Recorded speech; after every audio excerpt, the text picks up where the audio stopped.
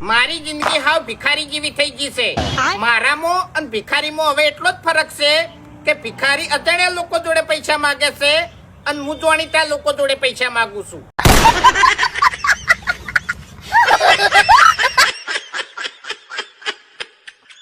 પપ્પા તમે એમ કહેતા હોય હો કે ભણો ભણો નકે અમારી જેમ પસ્તાવો. હા તો અમે પસ્તાવો કરી લેવું. શું વિરોધ વગર ચાલશે ને ડાયરેક્ટ વિરોધ